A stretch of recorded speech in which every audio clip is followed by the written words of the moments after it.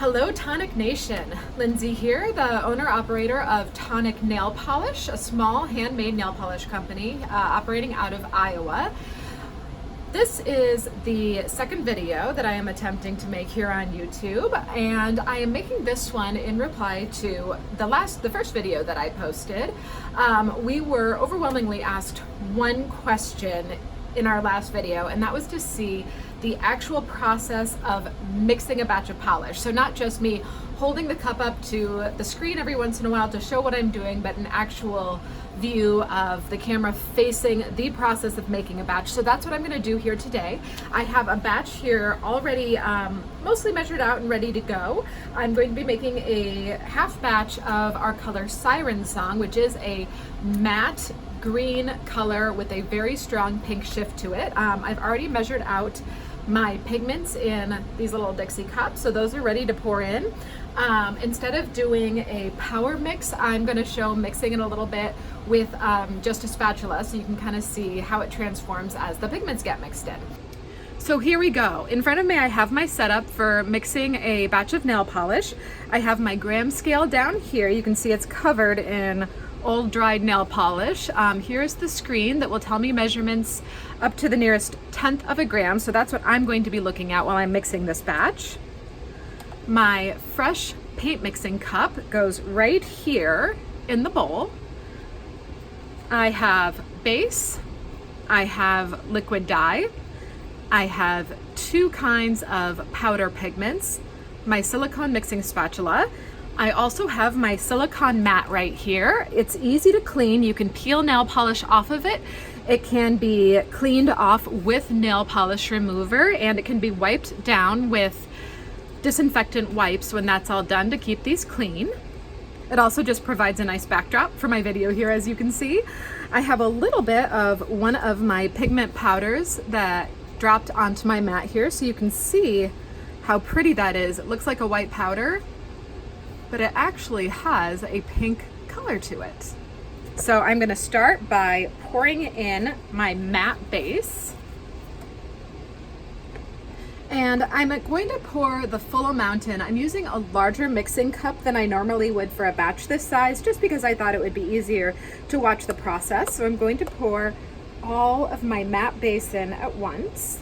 I'm going for about 950 grams in this batch. There we go. Next, I'm going to pour in my liquid dye. Oh, had to make sure I had the right color there.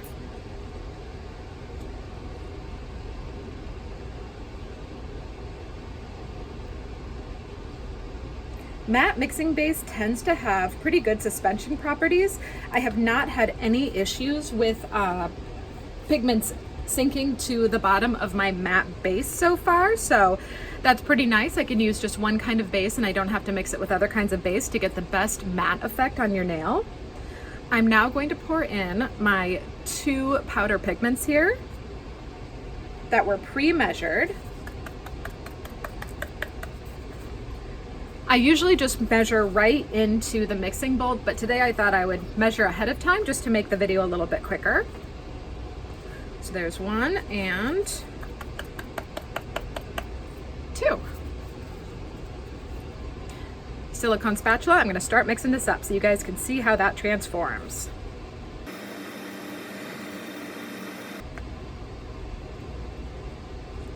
What do you think? Do I need some background music? I wish I had some more facts to talk about while I'm doing this mixing process.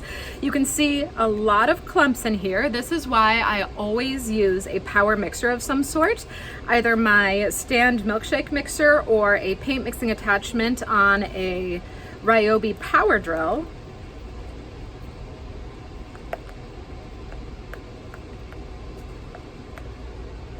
I'm going to go ahead and give it a power mix now.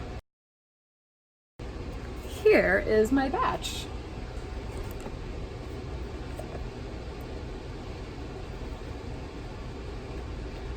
See that pretty pink shimmer? It shifts. Let's see if I can catch the shift on camera. It shifts, there we go. It shifts a little yellow and even green in some lights. You can see that on the spatula there. It looks shiny while it's wet, just like it would as you're painting it on your nail, but as soon as it dries down, it will turn into a matte texture.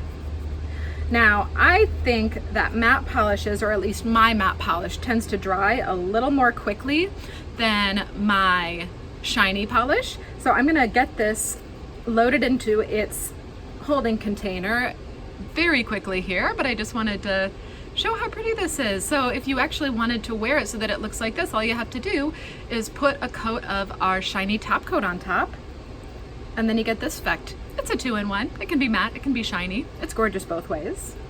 And that's it. Again, this was another pretty simple one to make, which is one of the reasons I chose to make it today, aside from the fact that we also have open orders waiting for this color. This is available in our store now if you guys want a bottle. Here is the final product in its holding bottle waiting to be poured. I am going to bring this in to Jenna. She will bottle this up, pack it up into your orders, and it'll be out the door for those of you who are waiting on this color. Thanks again for watching. Bye.